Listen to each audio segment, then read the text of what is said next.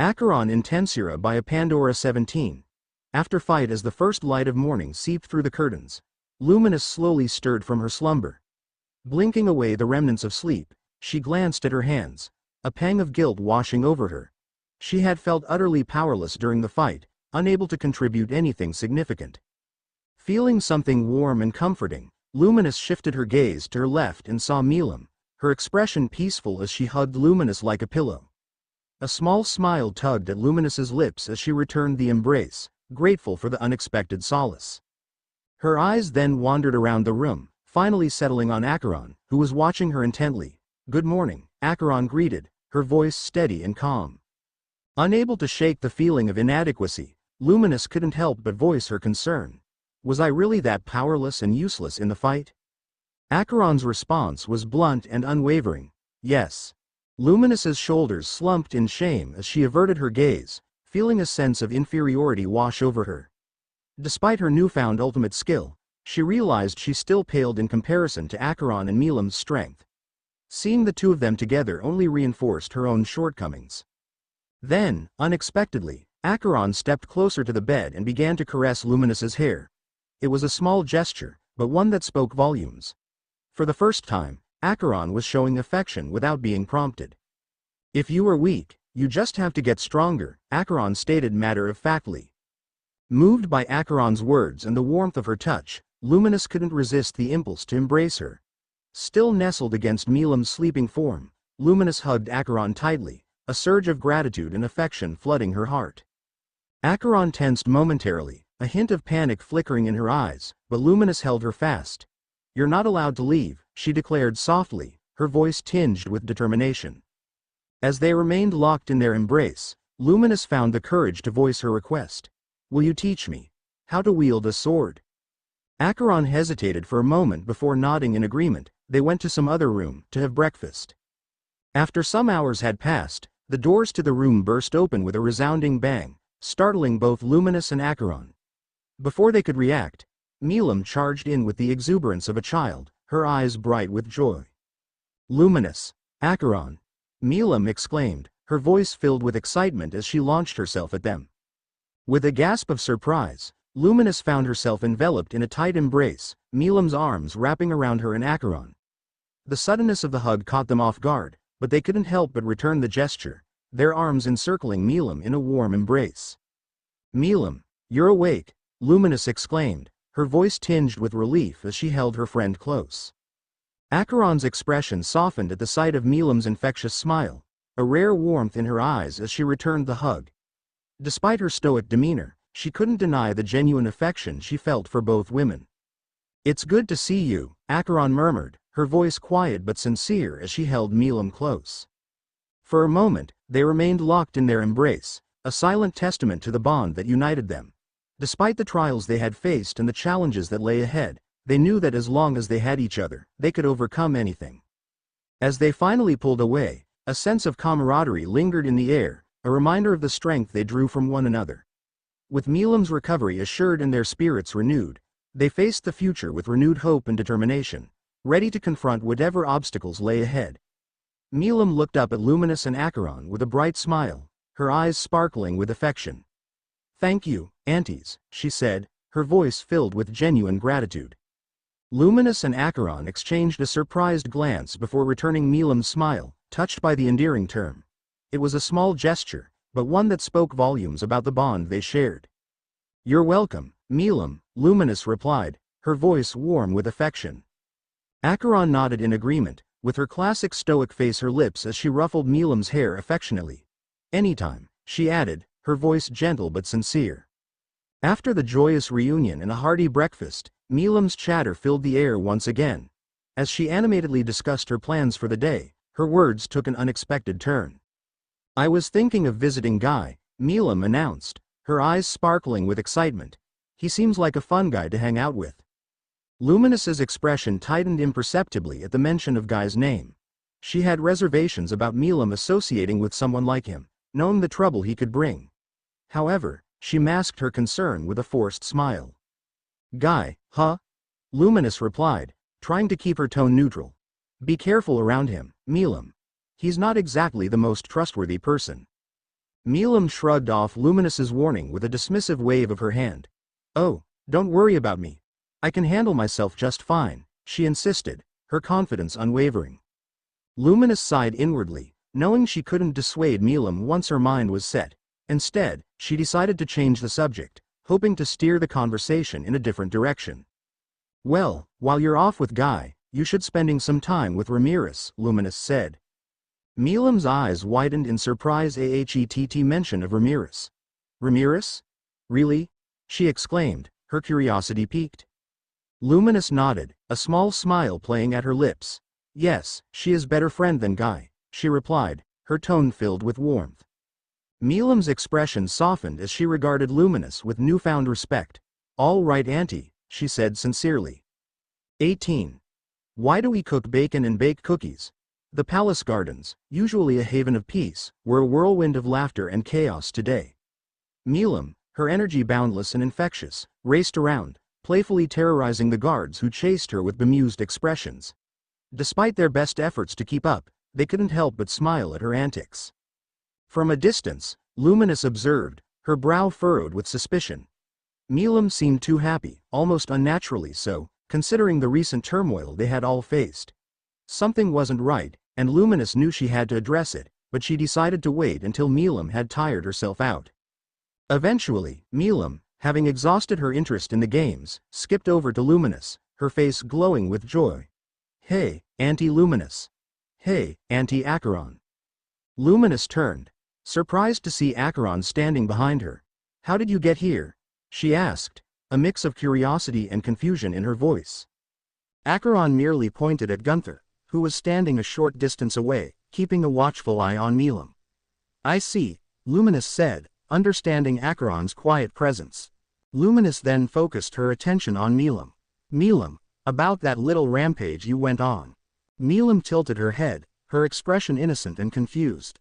"What rampage?" Luminous's suspicion deepened. "You don't remember? You caused quite a bit of trouble recently."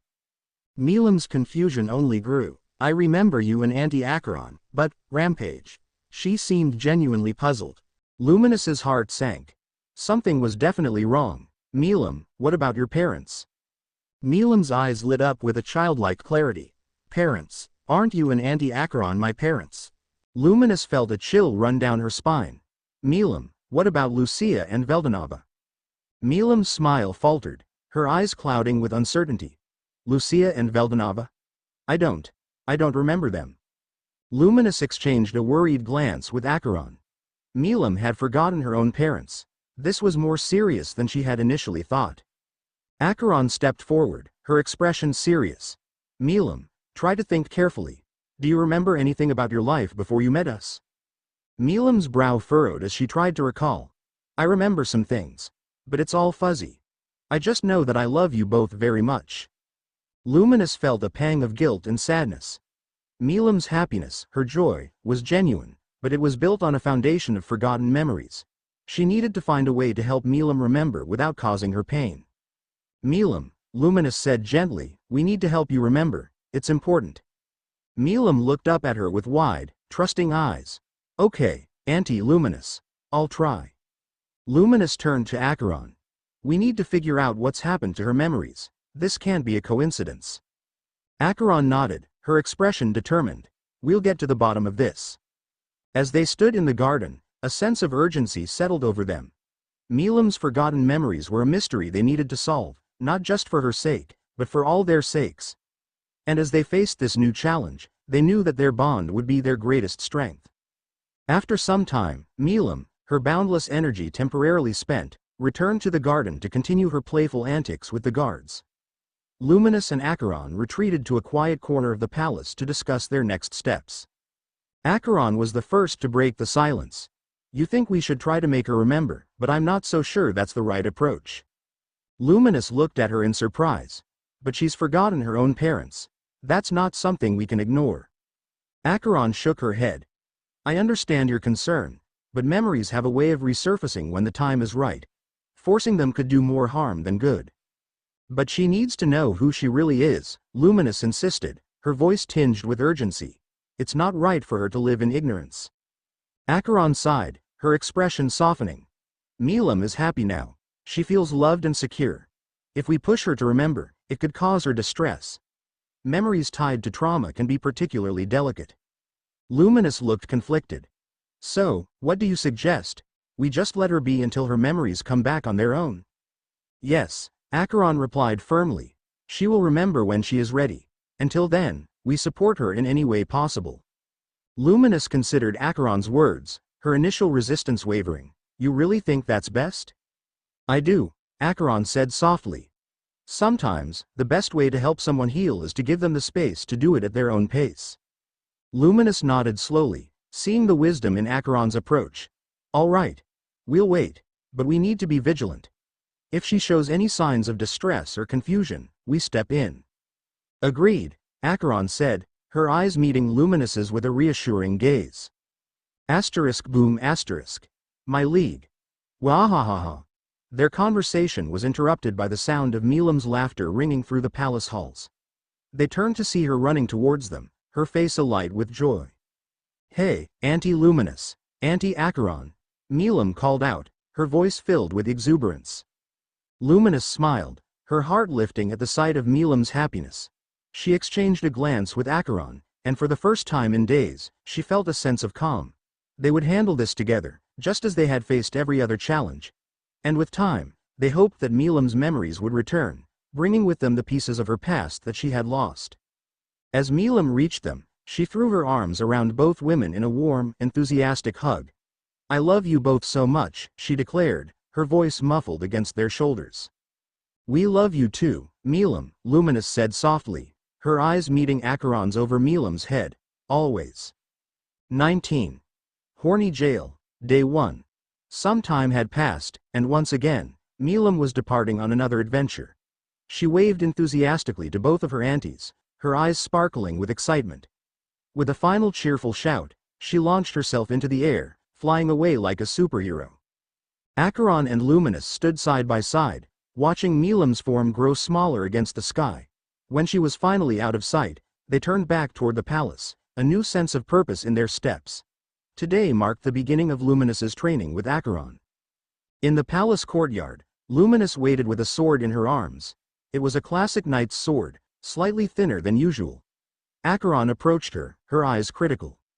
This is not good, Acheron remarked, her tone blunt but honest.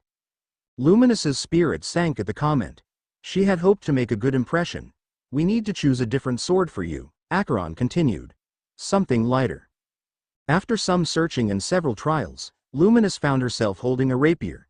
It felt right in her hand, light and balanced. Acheron nodded approvingly. Much better, she said, with her stoic face. Now, let me see your posture. Luminous straightened up, gripping the rapier and positioning herself as best as she could remember. Acheron stepped closer, inspecting her stance. She began adjusting Luminous's posture, her hands firm and precise as she corrected each detail. Luminous could feel her cheeks growing warm as Acheron's hands moved along her arms and shoulders, correcting her stance. The closeness, the touches, they all made her heart race. She blushed deeper, struggling to maintain her focus. Now, it's not the time for that. Focus, focus, Luminous chided herself silently, trying to push aside the distracting thoughts. Acheron continued to instruct her, demonstrating the best ways to attack with the rapier. She moved gracefully, her expertise clear with every motion. Luminous tried to mirror her movements, feeling clumsy at first but gradually growing more confident under Acheron's guidance. Watch closely, Acheron said, positioning herself in front of Luminous. The rapier is about precision and speed. Unlike a broadsword, which relies on brute strength, the rapier requires finesse. Acheron demonstrated a series of thrusts and parries, each movement swift and precise. Luminous watched in awe, captivated by the fluidity and control in Acheron's technique. Now, you try, Acheron instructed, stepping back to give Luminous space. Luminous took a deep breath and mimicked Acheron's movements. Her thrusts were awkward at first, her parries hesitant. Acheron moved beside her, gently correcting her form. Keep your wrist loose, but controlled, Acheron advised, her hands guiding Luminous's, and remember, always aim for the openings. They repeated the exercises over and over, with Acheron providing constant feedback. Gradually, Luminous's movements became more fluid, her confidence growing with each successful thrust. Good, Acheron said, nodding in approval. Now, let's practice your footwork. The rapier demands agility. You need to be light on your feet. Acheron demonstrated a series of steps and lunges, her feet barely making a sound on the ground. Luminous followed suit, her steps initially heavy but growing lighter with practice. Acheron continued to adjust her posture, her hands firm and reassuring. As the training session came to an end, Luminous was exhausted. She made her way back to her room, her breaths coming hard and fast. Collapsing onto her bed, she couldn't help but think about the touches, the way Acheron had been so close. Her mind wandered, imagining how Acheron's lips might taste, how her touch might feel in a different context. Wait, am I really that down bad for Acheron? She thought, a mix of embarrassment and longing filling her. Luminous lay back on her bed, her fantasies taking over as she imagined scenarios where Acheron's touch was far more intimate. Her heart pounded as she let herself get lost in the thoughts, the intensity of her feelings surprising her. She realized that her feelings for Acheron went far beyond admiration. They were rooted in a deep, almost desperate desire. Day 2. The next morning, Luminous woke up with a renewed determination. She headed to the courtyard, finding Acheron already waiting, her stance relaxed but attentive. Ready for another day of training? Acheron asked, her eyes assessing Luminous with a hint of approval. Absolutely, Luminous replied, gripping her rapier with a newfound confidence. Acheron observed Luminous's grip and stance as they began the day's training. You've grasped the basics quickly, she remarked. I see you're comparing the movements to dance. Luminous nodded. Yes, it helps me understand the flow and grace needed for the rapier. Good, Acheron said. Today, we'll move on to sparring. Acheron drew her own weapon but kept it sheathed, using the scabbard for their practice. This will help you learn without risking injury, she explained. They began sparring, Acheron's movements swift and controlled. She used her scabbard to tap against Luminous's rapier, testing her defenses and forcing her to react quickly. Focus on your footwork, Acheron instructed, her strikes coming from unexpected angles. Keep your movements fluid and stay light on your feet. Luminous concentrated on her steps, trying to anticipate Acheron's attacks. The sparring session was intense, each clash of their weapons resonating in the courtyard.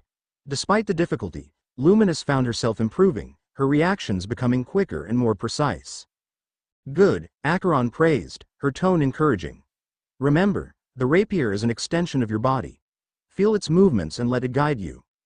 As the session continued, Luminous began to lose herself in the rhythm of their sparring.